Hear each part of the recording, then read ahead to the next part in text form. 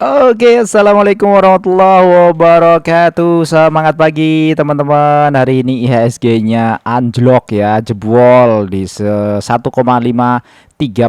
minusnya. Tapi sebenarnya kalau dilihat asing itu nggak terlalu banyak jual. Memang pada waktu half day, jadi setengah hari tadi itu lumayan tinggi, 774 ya foreign net sell-nya. Habis itu ternyata sesi 2 dia beli lagi. Ya, net sell-nya 279. Nah, pasti ada strategi-strategi tertentu ya di foreign atau di asing ya dengan kondisi yang seperti ini. Tapi ini masih aman, masih di atas MA 20, masih di atas MA 50. Kalau ya tergantung besok. Kalau besok ternyata masih lanjut lagi, bisa diuji lagi nih. Ada di support sekitar 6053, bisa diuji lagi dan tentu nanti tergantung saham-saham yang akan diperdagangkan di situ. Kalau dilihat movernya ada di top value, TPIA masih jadi yang tertinggi untuk hari ini. Jualannya masih cukup besar, asingnya 173 miliar. Kemudian ada BBCA, transaksi tertingginya, kemudian Bumi, DSSA, BMRI, dan seterusnya. Foreign net sell-nya ada TPMA, BMRI, DSSA, ASII, BBCA, Pegas, DSSA, OTPIA nih, lumayan ya. Lumayan lah. Lalu dari sisi broker ini net value jualan ada AK, KZ, LG, BK, CCNI, BB. Ini AK ini kayaknya ini yang trader ya. Kalau ngelihat sekilas karena cuma 1 triliunan, harusnya ini trader-trader yang ada di AK. Saham dividen kita gimana ya? Biasa, merah-merah dikit, masih aman aja. Dan hari ini kita akan bahas ITMG, di mana tadi pagi turun drastis, terus naik, terus turun lagi. Harga sempat rally agak panjang kemarin. Hari ini turun lagi dan karena apa? Laporan keuangannya sudah rilis yang kuartal 2. Jadi kita lihat aja sekalian laporan keuangannya sebentar ya.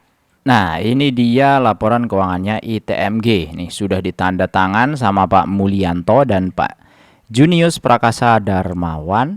Ini disajikan dalam ribuan dolar AS. Berarti kalau seperti ini bacanya 737 juta dolar ya. Kasnya turun dikit sebenarnya dibandingkan Desember 2025. Jumlah aset lancar ya turun sedikit. Ngelihat kondisinya deposito nih yang berkurangnya agak drastis. 141 juta dolar ke 66,4 juta dolar. Kemudian aset tidak lancarnya naik, bagus. Jumlah asetnya naik tapi sedikit lah. Cuma 10 juta dolar. Liabilitas kalau lihat secara sekilas aman, jangka pendeknya hanya 343 juta.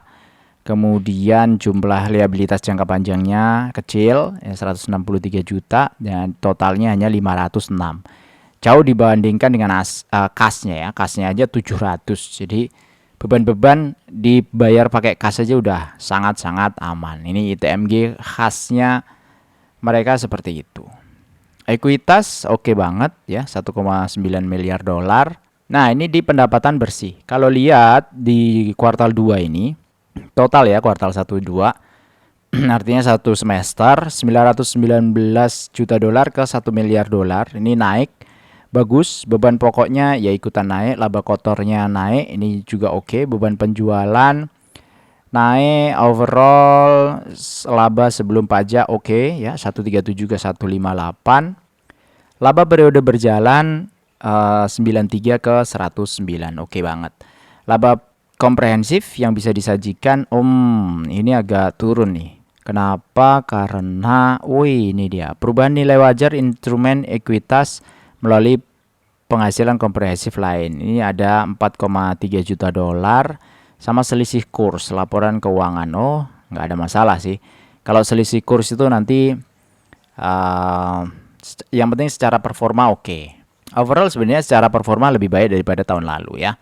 Laba periode berjalan akhirnya juga lebih baik dari tahun lalu, di mana 89 ke 96. Terus mengenai saldo laba yang dicadangkan dan belum dicadangkan, Januari 2025 1,48, Juni 2025 1,41, Januari 2026 1,46, dan Juni 2020, woi 1,507 ya, bagus ya, naik. Terus penerimaan dari pelanggan 989 ke 990, memang real naik. Tinggal kita lihat potensi dividennya berapa. Langsung kita ke rate-nya. Hari ini harganya 24.675, di mana harga wajarnya adalah 21.176. Ada gap sekitar 14% dengan harga wajarnya dia. Tapi 21 ini posisinya itu sudah agak lama ya, udah dari kemarin ini. Nah ini ada di 30 Juni itu 21 ribuan. Dan kondisi sekarang kalau ngelihat sepertinya nggak bakalan dikasih karena ada yang akumulasi nih. Ini fasenya masih fase akumulasi, lumayan besar ya. Walaupun asingnya merah-merah begini, tapi ini masih fase akum. Potensi naik nggak bang? Tergantung yang jualan. Kalau yang jualan tekanannya mereda, ya potensi naik. Tapi kalau yang jualannya cukup masif, ya pasti akan nggak ketahan seperti yang sebelumnya kan. Nah, sebelumnya ini. Nah, cuma akumulasi itu kan ditentukan oleh beberapa faktor. Keputusan beli itu banyak faktornya. Dan kalau dilihat di laporan keuangan kuartal 2 ini, itu sebenarnya bagus kalau ngelihat setahunnya. Karena sebelumnya saya estimasi di 2.653. Sekarang di 3.069.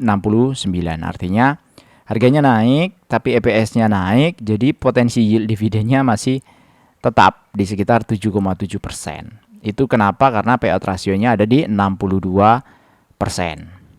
Menilik dari tahun-tahun sebelumnya, kalau sekarang kita estimasikan dia bisa bagi dividen 1.900. Tahun kemarin 2025 dia bagi 1.730. Jadi ini bukan hal yang mustahil. Nah, tapi kalau di kuartal 1 bagus, kuartal 2 bagus, kuartal 3 lebih bagus lagi daripada kuartal 1, kuartal 2. Misalnya kayak 2024 ini ya, di kuartal 3 langsung 2000 gitu EPS-nya. 800, 900, tiba-tiba 2000 dan 1400. Nah, kuartal 3 lebih bagus, itu akan menarik sekali ITMG. Tapi kalau ternyata lebih jelek ya kayak ini 573 kan pernah juga nih terjadi seperti ini, ya akan kurang menarik dalam artian periode ini. Tapi kalau periode jangka panjangnya, tambang itu tambang batu bara tentunya, saya sendiri masih cukup yakin. Saya sebenarnya nggak punya barang banyak ya di sini di TMG, ada di tempat lain karena pergerakan harganya memang lemot, dan kemarin sempat cicil-cicil di sini, ada beberapa yang sudah saya TP ya, sudah take profit. Ya harapannya bisa turun lagi nih ke paling tidak ke 23 ribuan, 23.700, menarik ya. Untuk cicil-cicil di angka 23.000 itu masih lumayan worth it lah. Lumayan worth it-nya dalam artian gini, kalau misalnya ini 23.000, nah ini kan 8,3%. Tinggal selisihnya 0,7% lagi sampai di 9%. Sedangkan masih ada tabungan kuartal 3 dan kuartal 4. Harusnya potensinya bisa naik ya EPS-nya. Nggak cuma 3.000 saja, tapi bisa naik kalau misalnya nanti kuartal 3-nya lebih dari 800. Misalnya 900, 1000 gitu, nanti ujungnya pasti di atas 3069. Karena range-nya di sini kita ambil juga 369 dan 3225 ya. Sorry salah ini, 3225. Nah, itu dia. 7,7 sampai 8,1%. Oke, terus kita lihat siapa saja pemegang sahamnya. Oh, ini ada update ya. Tampilannya berubah, guys. Ini ada Banpu Mineral dari Singapura, ini corporation, berarti pemegang saham asli. Terus investor advisor, ini ada Danros, ada Badan Penyelenggara Jaminan Sosial Ketenagakerjaan. Lumayan ini 1,05. Vanguard ada 0,65%, dia ngurangin porsi. Kemudian ada Liechtenstein's ada apa ini? Liechtenstein's Landesbank AG. Saya nggak pernah dengar, jadi nggak bisa ngucapin dengan tepat. Dia baru beli ya, 7 juta lembar. Terus Dimensional Fund ini ada kurangan porsi, pengurangan 200 ribuan, nggak terlalu ngaruh. Melon Investment ada nambah. Mirai Asset Global Investment ada jualan 34%, ini 3 jutaan.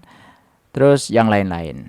Ada BlackRock juga jualan 55%. Tapi overall kalau dilihat dari pemegang saham terbesar termasuk si Dunros dan Ross and Co. Nah, ini nambah ya, secara porto nambah 10% dari portonya dia.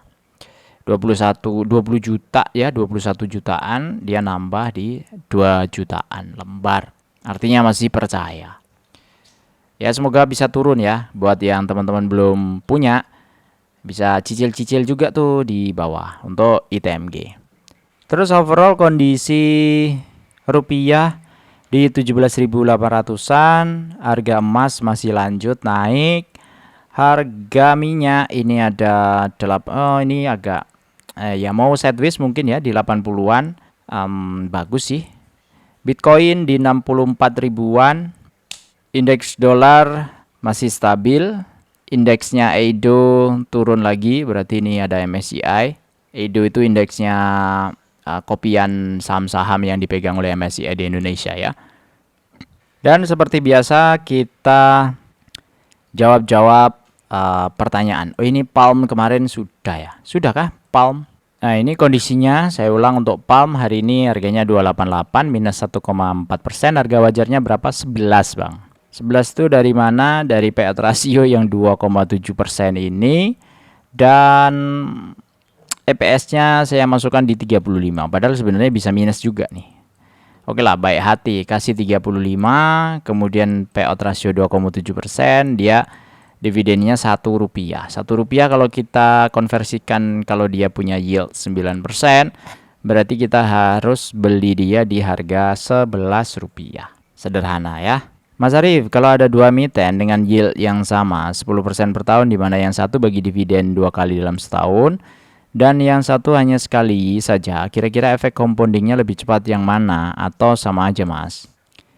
Kalau compoundingnya itu dihitungnya fix itu dalam artian begini, Anda nggak pindah-pindah saham, hanya ada di situ-situ saja dan timing belinya itu berbeda-beda. Efek compoundingnya tentu akan lebih cepat yang bagi dividen 2 kali setahun.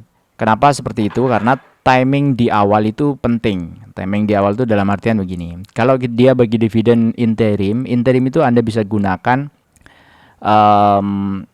trade di awal.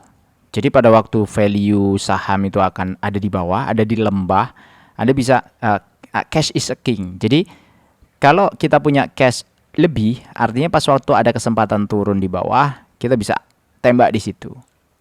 Berarti potensi yieldnya itu bukan hanya dari yield dividennya saja, tapi dari yield capitalnya pada waktu kita memutuskan belinya ada di mana. Nah itu. Nah kalau dividen itu kan posisinya hanya cumdet saja. Yang penting Anda itu dapat dividen pas di harga sebelum cumdet, ya aman. Ya, cuma masalahnya masuknya kita di situ itu di yield 10% apa enggak? Karena kan harga saham itu kan naik turun, kayak ITMG, kayak Palm gini kan naik turun nih. Nah, pada waktu kita beli di sini tentu efek compoundingnya akan lebih murah daripada kita beli di sini 464 ya. Nah, pada waktu kita punya cash dari interim dividend tadi itu pas waktu kayak gini, nah pas waktu turun begini kan kita bisa masukin di sana. Sehingga modal kita lembarnya, jadi potensinya itu bukan di yieldnya, tapi jumlah lembar sahamnya yang potensinya jauh lebih banyak. Kalau lembar sahamnya lebih banyak, artinya nanti ketika dia bagi dividen, yield Anda akan jauh lebih besar. Kira-kira itu gambaran besarnya. Tapi kalau kayak saya, kita yang masih punya capital di bawah 10 miliar, kan masih retail ya. 1 sampai 0 sampai 10 miliar itu kita masih dianggap retail lah. Di atas 10 miliar itu sudah bukan retail, bukan murni retail, tapi sudah bisa ya main-mainin saham-saham yang kecil-kecil. Saya tidak terlalu memikirkan itu karena kenapa? Karena sangat gampang berpindah-pindah. Kita pegang 500 juta di satu saham yang transaksinya hariannya misalnya kayak ITMG tadi ya. Transaksi harian itu 31 miliar. Kita pegang 5 miliar, nggak kerasa. Satu hari bisa keluar masuk di ITMG. Nggak berasa. Paling tidak di sinilah ya, di bit-bitnya ini ya mungkin akan bergerak harganya kalau misalnya kita punya 5 miliar gitu. Karena lotnya misalnya kayak 14762 kan tipis-tipis nih. Ya ini yang agak tebel 190 ya, 200 gitu ya. Tapi ya dengan kondisi yang ada, transaksi harian yang ada kan bid pada waktu tadi siang, kita nggak tahu. Ya sorry, agak putus sedikit tadi kameranya hilang, kesenggol. Ternyata benar, colokan yang masuk ke PC saya itu agak lemah. Jadi kameranya kesenggol dikit mejanya, jadinya hilang. Nggak apa-apa, aman aja. Dari Bang Nuriklas tadi sudah. Kemudian nggak salah harga wajar ASA itu Bang. ASA emang berapa Bang? Dulu ya, ASA saya iniin. ASA, mana ASA? 500. Nggak salah sih, emang segitu. Kalau ngelihat EPS-nya 108, dia punya potensi dividen di 7,6%, payout rasionya 44. Harga wajarnya memang di 528 ya untuk ASA. 528 ya di sini. Pas waktu mantulnya kemarin itu. Nah, ini menarik nih, yang ngambil di sini nih menarik nih. Nah, dia punya potensi yieldnya ada di sana. Nggak salah Bang, memang benar itu Bang. Kita memang sadis. Bikin harga wajar itu kita memang sadis. Diskon habis. Kalau bisa nawar kenapa enggak kan gitu. Jangan buy saham FCA, jangan buy saham yang book value-nya di bawah 500. Book value di bawah 20 aja, abang mesti lihat-lihat ya. Book value di bawah 15, di bawah 10, itu mesti lihat-lihat. Dan bahkan book value di bawah 5, itu Anda harus lihat-lihat. Enaknya book value itu berapa ya? 1, 2 gitu loh. Ada nggak saham-saham yang book value di situ? Ya mestinya ada. Kita lihat nih, testing aja. Saya nggak tahu nih book value-nya ITMG ada berapa. Book value. Tuh 0,82. Murah kan? Asetnya 1 triliun, harga sekarang 820 miliar. Jadi book value-nya 1T, harga sekarang 820 miliar. Harga itu diambil dari mana? Dari harga ini dikalikan jumlah lembar saham yang beredar. Itulah market value-nya dia dibandingkan dengan nilai buku yang ada di laporan keuangan. Jadilah ketemu di 0,82. Jadi diskon sebenarnya ini 18%. Masih murah nggak? Masih murah. Ya ini kebetulan aja. Kebetulan yang dibahas di TMG gitu. Yang lain ya belum tentu. Misalnya ASA ya. ASA itu book value-nya 1,02. Nah ini di harganya. Harga sekarang nih di harganya dia. Tapi buat dividen investing, ini nggak di harganya dia gitu. Ini walaupun book value-nya 1, sudah sesuai dengan nilai buku, tapi nilai buku itu semu buat kita. Dalam artian begini, kita beli saham itu, bukan kita memiliki terus kita itu dapat penghasilan dari saham itu, bukan. Kalau book value-nya saja ya. Kita itu beli senilai harga perusahaannya saja. Berarti apa? Kita dapat gain ketika kita jual. Kalau kita dapat gain ketika kita jual, artinya dapatnya gain kita atas capital gain yang ada di pergerakan harga. Sedangkan kita mengharapkan pergerakan harga dari mana? Dari orang yang mau membeli di atas book value yang kita sudah beli. Pasti nggak? Nggak pasti. Nah, filosofi saham yang dulu awal-awal dibuatlah lembar saham itu supaya satu perusahaan bisa dimiliki oleh banyak orang, perusahaannya berkembang, hasil dari perkembangan perusahaan ini bisa dibagi ke banyak orang. Nah, apa yang dibagi di perusahaan adalah dividen. Jadi bagi saya, logika saya, kalau kita mau berinvestasi, direct impact yang ada ke kita, yang bayarkan ke kita itu adalah dividen. Nah, kalau direct impact-nya dividen, maka sangat wajar sekali kita menghitung harga wajarnya adalah dari angka dividen yang dibagikan. Contoh misalnya, kita estimasi dividennya 1.900. Supaya 1.900 itu senilai 9%, kan berarti 1.900 saya bagi 0,09. Berarti berapa? 21.176. Jadi kalau saya beli di 21.176 dengan dapat dividen 1906, ini sama dengan 9% gitu. Jadi mengulangi ya. Biasa kalau jawab pertanyaan ini gini, biasanya saya suka ngelantur. Coba bahas WH sama main, Bang. Lagi di bottom. WH, main. Oke, main ada nih di sini. Lagi di bottom harganya. Oh, harga wajarnya berapa? 0. Sadis sekali lah. Iya, Bang, memang begitu, Bang. Kenapa lah main ini nggak bagi dividen? Oh, bagi nih lumayan. Bentar ya. 2025 bagi ya, sebentar. Dia payout ratio 29,8, berarti 30% nih. Kita masukkan dulu main 30%. EPS-nya kita masukkan dulu di 45 sampai 49 ya. 45 sampai 49. Ya lumayan ya, 14 rupiah berarti senilai 5,8%. Harga wajar berapa? Di 150. 150 untuk main itu harus turun lagi. Oh ya, harus turun lagi. Sekarang harganya 234. Kenapa suka ya teman-teman di saham-saham yang kecil-kecil anunya? Harganya 200, 100 gitu. Transaksinya cuma 300 juta.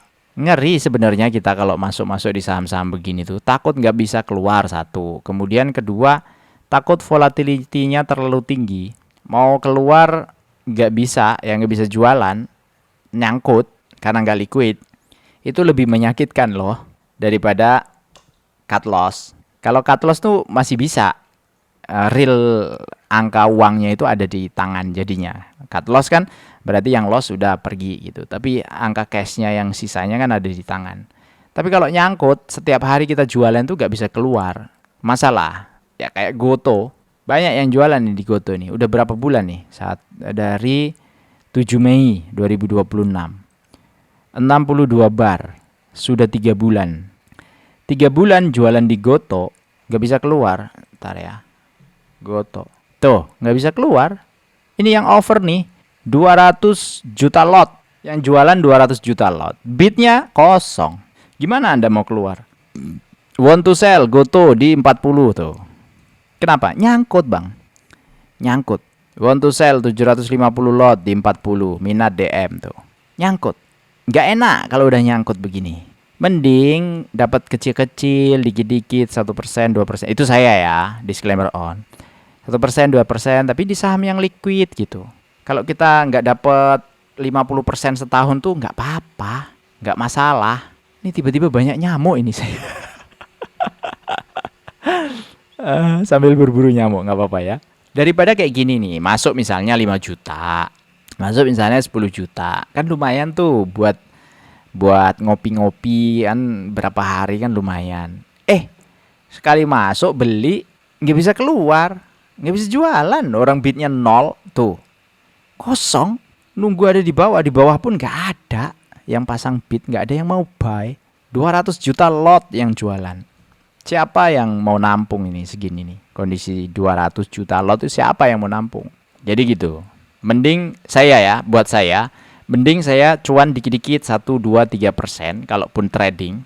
Tapi in out-nya gampang, likuiditasnya oke. Daripada potensinya gede-gede, prosentasenya gede-gede, tapi resikonya ya kayak tadi di main tadi gitu. Selain main tadi apa namanya? WH. Kita cek WH. 107. Transportasi.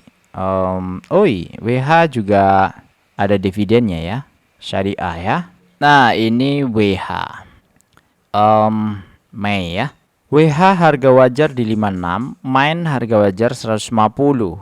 Ini 56. 56 masih jauh di bawah.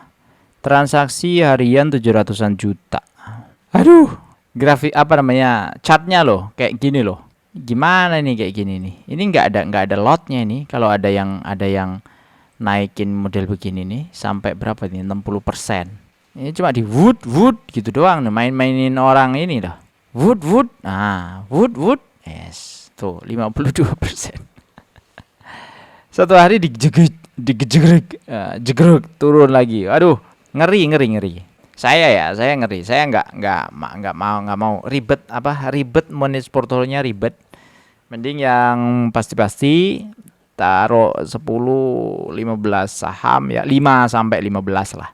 15 tuh udah banyak, udah pusing. 10 aja sebenarnya udah pusing ngeliatin polanya, ngeliatin ininya tuh sudah lumayan pusing.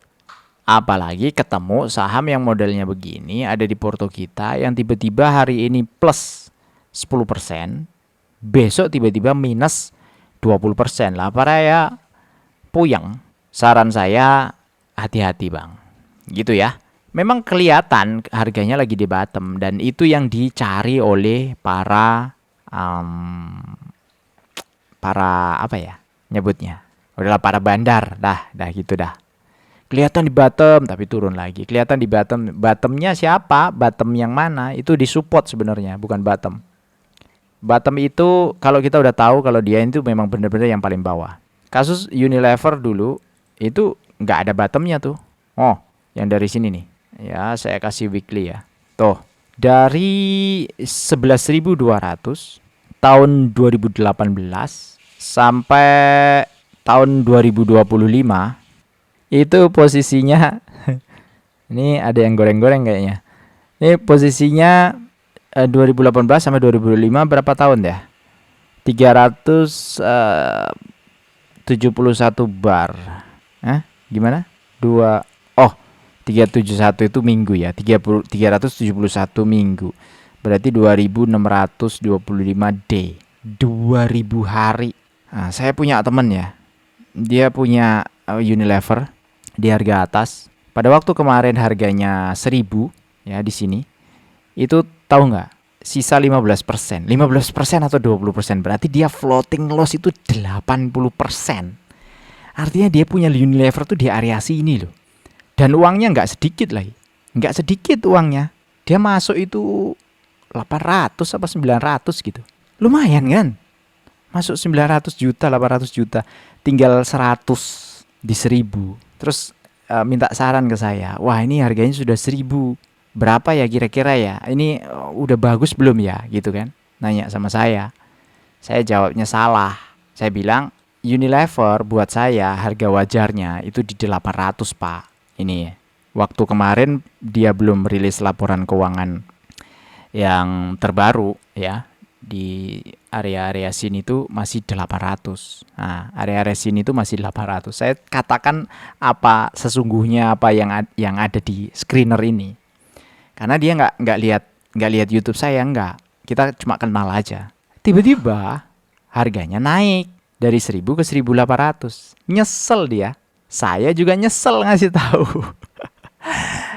Coba saya biarin aja biar dia beli di sini kan dapat profit lumayan kan. Makanya kalau saya ditanya ini tuh saya selalu disclaimer on. Karena apa? Karena kita itu nggak ada yang sama. Baju kita itu nggak ada yang sama. Kalau bener nanti salah, kalau salah tambah salah gitu.